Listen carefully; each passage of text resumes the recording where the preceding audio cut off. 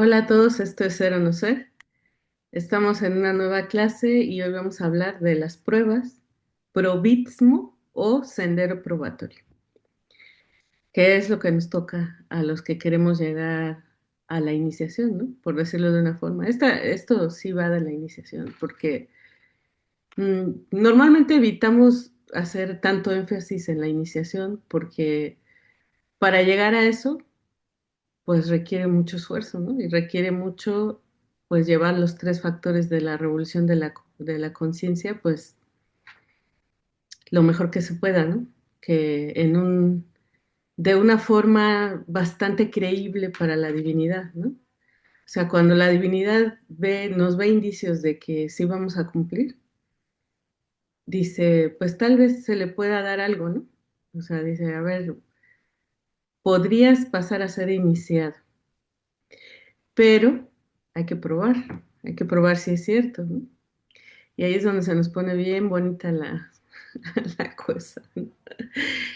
Eh, todos sabemos que en cualquier educación, ¿no? Existe el examen, ¿no? Si tú vas a aprender algo, tienes que demostrar que lo aprendiste y tienes que pasar por los exámenes, tienen que examinarte, ¿no?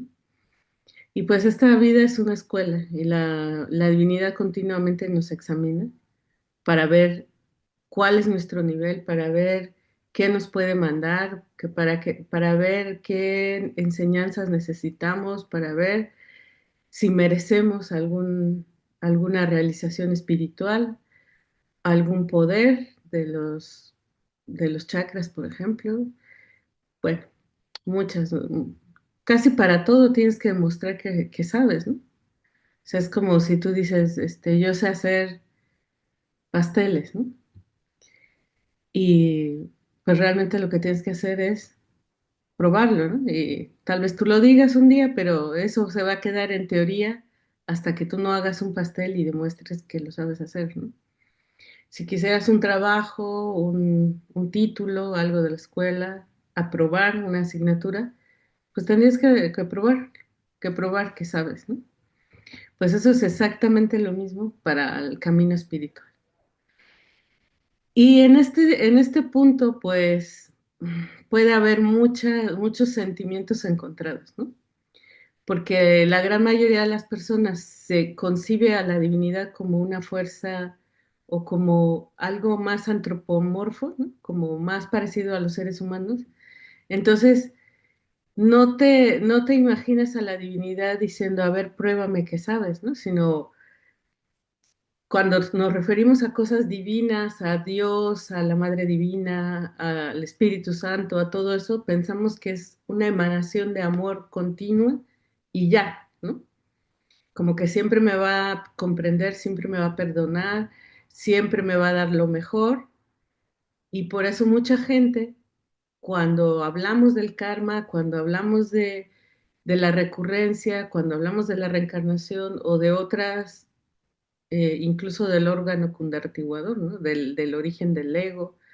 Todo eso, a muchos dicen no, porque si Dios existiera, todo tendría que ser bonito, ¿no? Todo tendría que ser felicidad, todos seríamos felices y eh, todo sería bonito, ¿no? Como el paraíso. Entonces, si en el paraíso existe Dios y en el infierno no existe Dios, no, no, ese es un gran error. ¿Por qué existiría el infierno si no es voluntad del Padre? Pues sí, es voluntad del Padre. Y eso es muy difícil de tragar, es muy difícil de tragar que existe un lugar que todas las religiones o la mayoría de las religiones mayoritarias o que se conocen, sistemas espirituales grandes que ha habido en el mundo, te diga hay un lugar de castigo, de todos los horrores, etcétera, y te quedas, ¿eso quién lo ha hecho? Pues Dios, la fuerza universal, el espíritu universal. ¿Por qué lo ha hecho? Pues porque es necesario y para nuestro bien. Y eso como lo mismo que decíamos del karma, pues el karma es una medicina muy amarga, ¿no? Nos va a curar de algo, pero hay que tragarla, ¿no? siempre hay negociaciones, siempre hay ayudas, ¿no? No quiere decir que nos van a dejar caer todo el peso del karma, sobre todo si estamos intentando la regeneración. No quiere decir eso, pero sí quiere decir que la divinidad es una fuerza inteligente y perfecta y que todo está en balance. Y que si Dios dejara que hiciéramos cosas malas con nuestro libre albedrío y no hubiera una forma de limpiar o expiar esas faltas, sería cómplice de nuestro delito. Eso a mí lo tuve que reflexionar mucho cuando escuché que dijeron, llega un momento en que la humanidad debe ser destruida, porque llega tanto su maldad que la divinidad no puede dejarte vivir y saber que vas a hacer el mal, porque entonces sería cómplice del delito. Y si lo reflexiones, tiene todo el sentido del mundo. O sea, llega un momento que por más amor se ve con los padres terrenales, ¿no? Que tienen hijos conflictivos o delincuentes, porque hasta el peor hombre de la tierra tiene alguien que le ama. En este caso, normalmente son las madres o los padres, los hermanos, gente muy cercana, pero si nos enfocamos como ejemplo en las madres, pues yo siempre, y lo he dicho en otras conferencias, siempre me impactó ver en los reclusorios mexicanos a las mamás, ¿no? Las mamás cargadas de sus platillos, haciendo fila los domingos en el sol, en el frío, como sea, y pasando por filtros pues feos para poder ver a sus hijos, de los que es más que sabido que es verdad lo que hicieron, que son más culpables que lo que por lo que los tienen ahí, ¿no? Se sabe, y ellas lo saben, saben que son asesinos, secuestradores, lo que sea, y aún así están ahí cuidando al hijo. Pero, como dije antes, llega un momento en que a lo mejor eso es un acto de amor inofensivo, no va a pasar nada. Pero si una madre se entera de que su hijo a lo mejor es asesino en serie y ya lo tiene absolutamente claro y no puede escapar a la prueba, porque lo primero que haría sería negarlo, ¿no? Pero ya no puedes escapar, sabes, lo sabes perfectamente.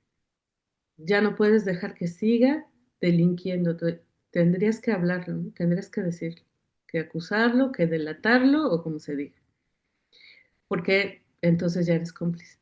Si tú lo sabes, eres cómplice y sabes que no se va a detener, ¿no? Que por más que hables con él, por más que lo ames, por más que lo castigues o lo que sea, no va a rectificar. Y eso es lo que pasa con la divinidad. Llega un momento que dice, pues te tiene que caer el karma para que tú aprendas, ¿no? Y también para que no sigas haciendo daño. Entonces, ahora, eh, como dije antes, esa imagen que tenemos de que todo debe ser bonito, bueno, blanquito, así, pues no corresponde con la realidad, ¿no? Entonces viene esto de yo quiero los misterios, de verdad eh, tengo el corazón puesto en lograr la regeneración de mi ser y llegar hasta donde se tenga que llegar por la vía que enseña la gnosis, que es esta, porque hay otras vías, que lo sepa. Esto que nosotros nos tocó estudiar es lo mismo que el camino del Tantra budista.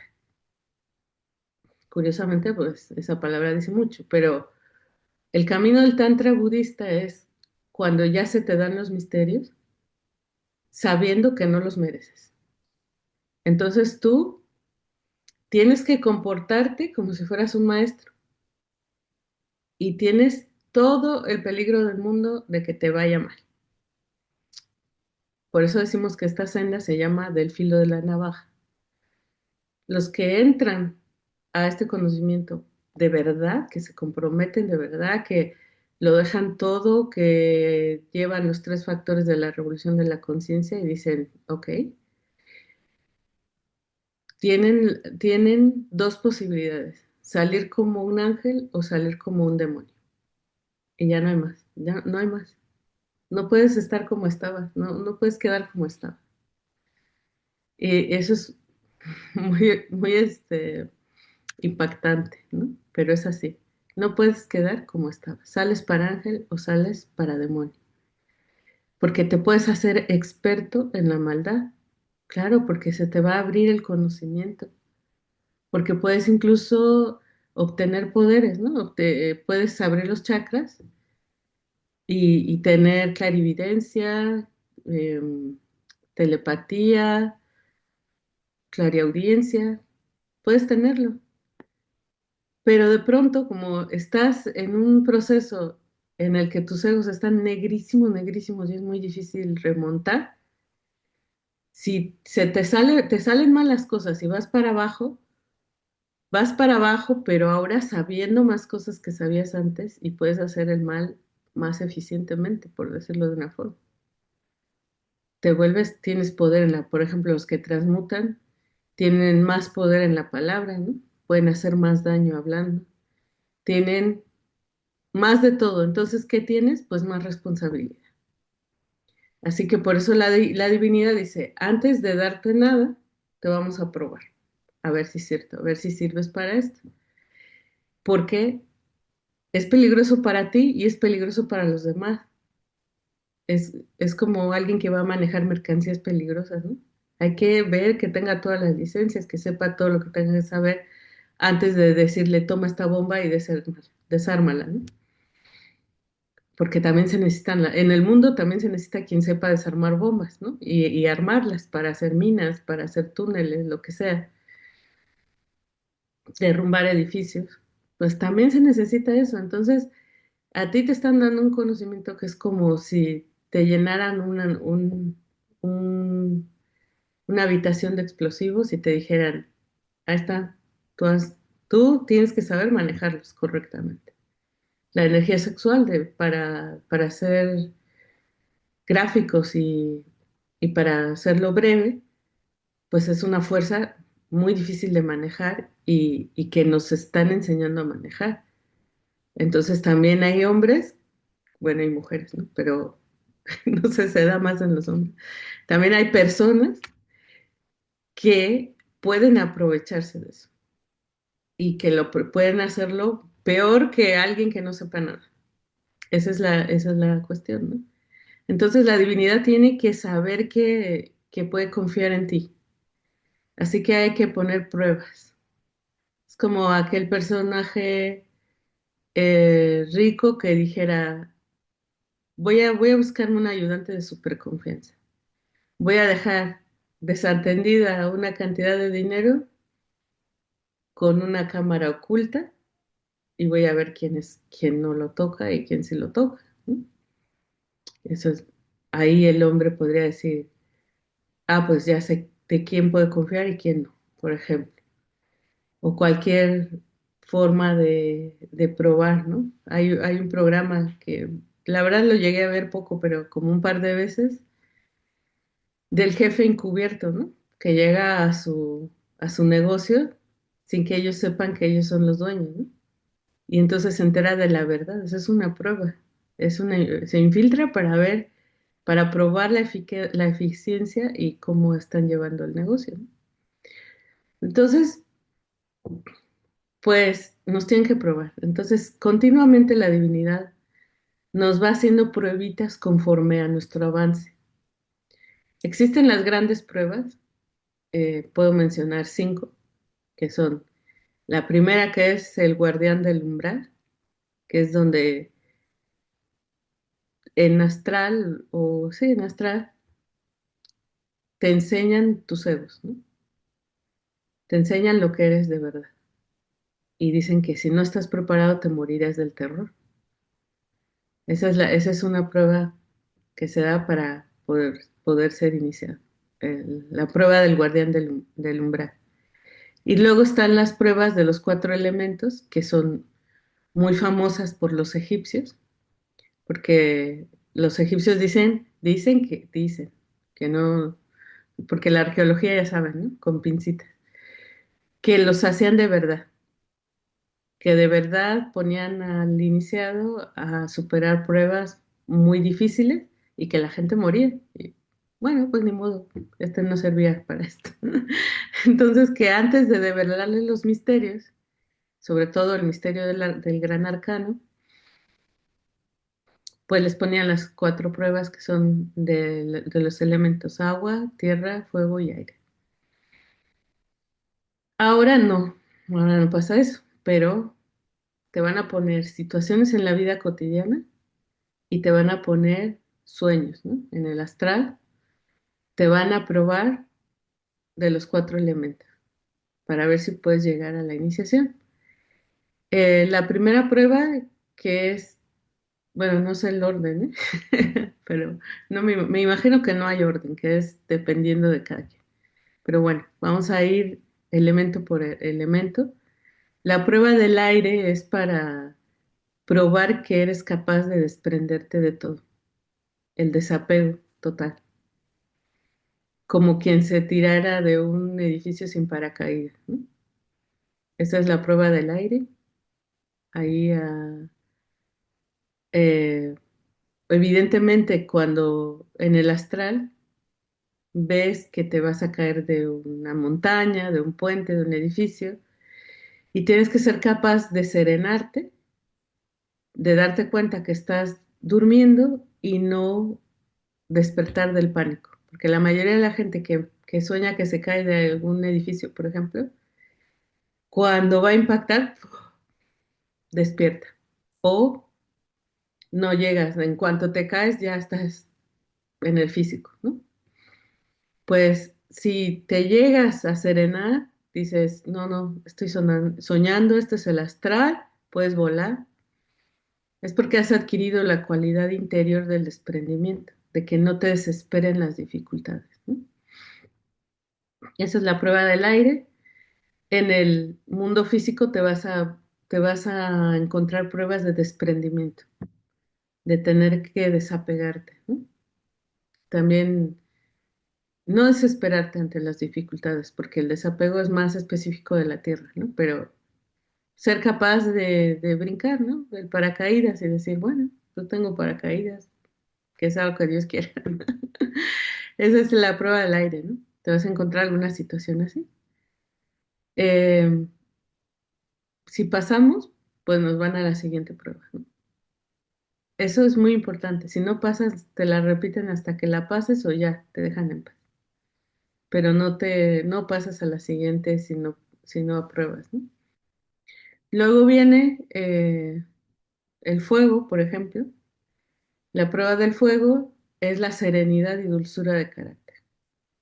Entonces, en el físico va a haber gente que te insulte, que te acuse, que, que quiera pelear contigo y tú tienes que guardar la calma y comprender a esa persona, devolver bien por mal, besar el látigo del verdugo, poner la otra mejilla, como lo quieras ver, pero con inteligencia, ¿no? Sin dejarte perjudicar, ¿no? O dañar en tu integridad, tanto física como espiritual, pero con serenidad, fríamente, ¿no? Por eso se dice frío, ¿no? O sea, la prueba de fuego es que no encienda la mecha, ¿no? Luego viene la prueba del agua, que es la adaptación. El agua toma la forma del recipiente que la contiene. Entonces tú tienes que saber adaptarte a cada momento, ¿no? Si te toca, pues no sé, tal vez convivir con gente con la que nunca hubieras pensado en convivir y que no la comprendes de momento, pues adaptarte, ver con el corazón a esas personas, ¿no? Como otro ser igual que tú, y darles oportunidad de que tú veas que son personas igual que tú y que no les prejuicies, ¿no? Y, también adaptarte a circunstancias, ¿no? Si algún día tuviste dinero y ahora eres sumamente pobre, pues saber vivir feliz sin desesperarte, o al revés, saber tener muchísimo dinero sin que se te suba a la cabeza y hagas tonterías, ¿no? y saber administrar y tener justicia con eso, ¿no? Adaptarte sea lo que sea, un mal ambiente de trabajo, eh, lo que sea, ¿no? La situación que te encuentres en el físico. Y luego está en el astral que tú vas a soñar que te ahogas, pero en el astral no te puedes ahogar. Entonces es una ilusión, ¿no? O sea que vas eh, vas a sentir que estás dentro del agua y vas a pensar que te ahogas, ¿no? Entonces, para pasar esa prueba tienes que darte cuenta que estás en el astral y relajarte y saber que puedes respirar bajo el agua en el astral, que no te vas a ahogar, ¿no? Estoy en el astral, aquí no me voy a ahogar. Incluso puedes disfrutar la experiencia, ¿no? Esta es la prueba del agua. Quiero también puntualizar que pasas las pruebas en el astral porque has adquirido las cualidades en el físico. O sea que una persona que no logra adaptarse al recipiente que la contiene con éxito, en el astral, cuando sueñe que se ahoga, no va a poder guardar la calma. O sea, una cosa va con la otra. Totalmente, no puedes pasar las pruebas y en el físico no las pasas, ¿no? Y luego viene la prueba de la tierra, que como dije antes, pues es el desapego. eh, en la tierra queremos, yo que soy signo de tierra, queremos que las cosas se queden como estaban, ¿no? Odiamos el cambio. Y también no desesperarte ante las dificultades de la vida cotidiana, no desesperarte, que eso también es muy difícil para los signos de tierra. Tendemos a hacer los problemas así enormes. En nuestra mente es muy absolutista, o sea, dices, por ejemplo, si te peleas con un amigo, dices, nadie me quiere, nadie, ya nadie, ¿no? O un día no estás feliz, es, nunca voy a estar feliz en mi vida. O así, absolutista, ¿no? Ese pensamiento absolutista pues no puede ser real, sencillamente porque los absolutos no existen casi nunca. Entonces, esta es la prueba de la Tierra. En el astral te puedes ver que una montaña te va a aplastar, ¿no? Puedes ver piedras caerte encima de ti.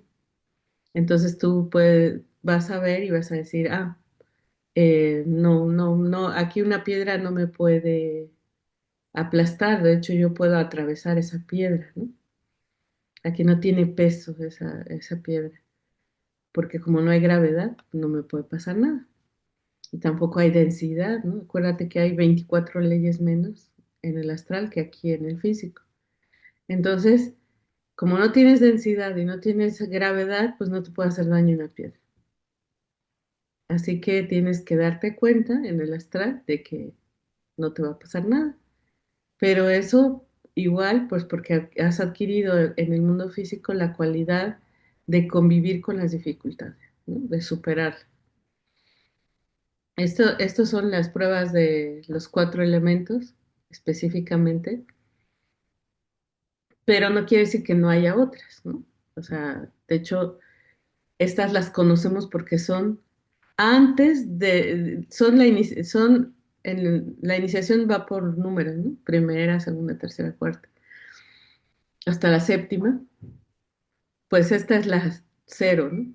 O menos uno, menos dos, menos tres. Son pruebas que te tienen que caer antes de considerarte para la primera iniciación.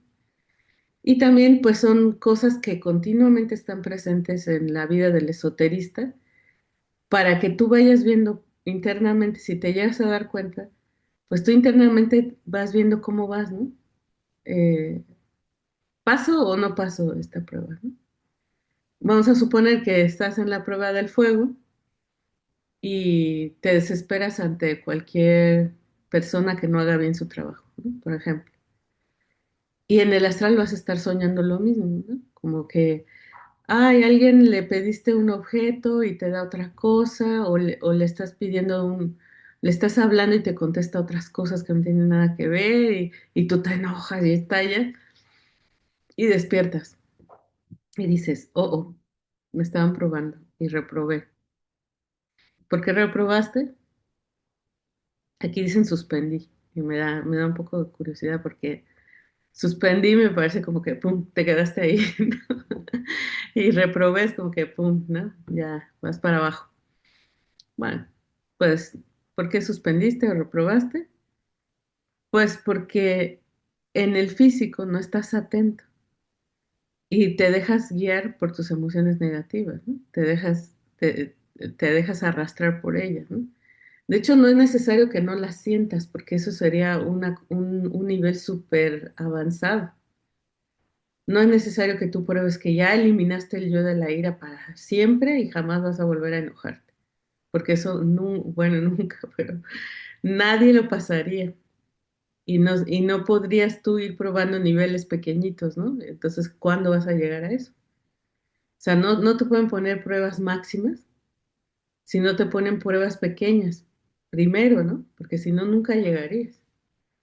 Entonces, esa es la forma de la divinidad de ayudarte, de apoyarte, de ir viendo cómo vas en este camino, poniéndote las pruebas y que tú mismo te vayas dando cuenta si las pasas o no.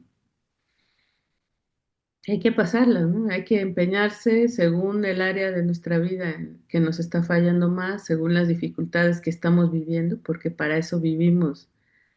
No vivimos de ermitaños, sino vivimos aquí en el físico como cualquier persona para afrontar todos los días las dificultades que nos trae la vida cotidiana, que no son pocas y que son muy fuertes, ¿no? Y hay gente que no las puede pasar. De hecho, a mí siempre me ha impactado también el caso de la maestra Blavatsky, Elena Petronila Blavatsky, que es la autora de Isis sin velo, fundadora de la teosofía.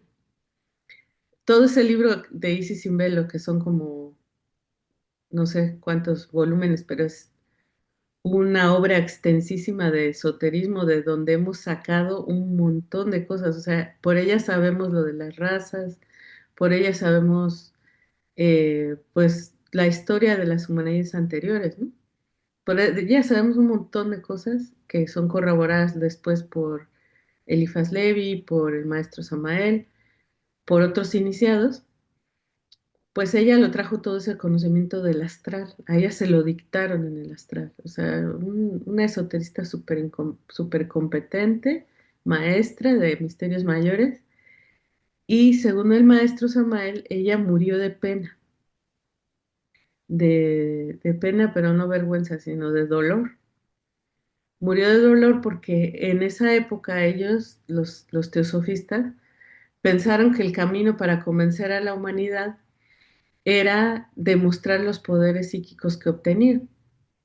Entonces se ponían a hacer demostraciones de telequinesia de clarividencia, de lo que podían, ¿no? Como tú puedes convencer a alguien si sabes que está pensando, si sabes leer la mente, pues le dices lo que está pensando y cosas así, ¿no? Como en las películas. Pues eso lo hacían los teosofistas de esa época, en especial la maestra Blavatsky, y la gente no solo no se convencía, sino que se burlaba de ellos, ¿no? Decir que estos son charlatanes, son magufos o magos o todo lo peor que pueda haber, ¿no? O son negros, ¿no? También que es una continua acusación que tenemos los esoteristas, que yo la sufro en carne y hueso, que si no estás en el asunto convencional religioso, serás mago negro. ¿Qué haces? ¿Quién sabe? Pero eres mago negro. Algo malo estás haciendo, ¿no? Sirves al diablo. Pues eso es lo que le pasó a la maestra. Y no pudo soportar las continuas acusaciones, escarnio, burlas, todo lo que sean de ella. Y falleció de dolor. Entonces, Si eso estamos hablando de una maestra de misterios mayores, pues tenemos grandes posibilidades de que de fracaso, esa es la verdad. Esa es la verdad, hay que decirlo, que hay un escrito de Krishna que dice ¿cómo era? De mil que me siguen, de mil que me buscan, uno me encuentra. De mil que me encuentran, uno me sigue. De mil que me sigue, uno es mío. Creo que sí. Entonces, ¿qué quiere decir esto? Pues que este conocimiento es para poca gente, para, para maestros de los que le llaman en las universidades coladeras, ¿no? Para enfrentarte al peor maestro que hay y aprobar cada vez, cada vez, cada vez, conforme te lo vayan poniendo. Pues tú perseverar. Aquí el problema siempre es perseverar, practicar, meditar, o sea, hacer cosas, ¿no? Porque esto cuesta, esto es muy, muy caro, esto es muy caro. No, no se le cobra a nadie un solo peso material o moneda del mundo, pero es muy caro, te cuesta mucho. Y casi nadie está dispuesto a pagar el precio de verdad, sino que les gustan las cosas bonitas, porque hay muchas, porque vives mejor y porque la gnosis es bella y vivirlo es bonito, pero también el perseverar, el enfrentarte a ti mismo, es muy difícil. De hecho, las pruebas nos las ponen ya en niveles más avanzados, nuestro Lucifer interior. Y aquí me estoy metiendo en un grandísimo problema, faltando 1 minuto y medio para que se termine la conferencia. Vamos a dejarlo ahí como uno de los grandes misterios que hay. Eh, nosotros asociamos al diablo, Lucifer, como a una cosa externa nuestra y que es mala, ¿no? Maligna. Bueno, pues sí es maligna y también es algo externo nuestro, pero también es algo interno nuestro. Y hay una parte de eso que es Lucifer, que es quien nos pone las pruebas, que es Prometeo, quien le robó el fuego a los dioses para dárselo a los mortales, ¿no? Y como se ve, está revestido de nuestras tinieblas. O sea, tú lo ves tan horrible como eres tú mismo. Y cuando un iniciado llega a eliminar todo su ego, Lucifer vuelve a ser el ángel preferido de Dios. Se quita toda esa maldad, se quita la soberbia que lo mandó de cabeza a caer, a ser un demonio, y resurge como ángel. Y con esta, si llegaste aquí, has de estar alucinando. Pues algún día hablaremos de eso con más calma. Muchas gracias. Lo que nunca alcanzo a decir, like, comparte, comenta. Un abrazo a todos y nos vemos en la siguiente clase con otro tema muy interesante. Hasta luego.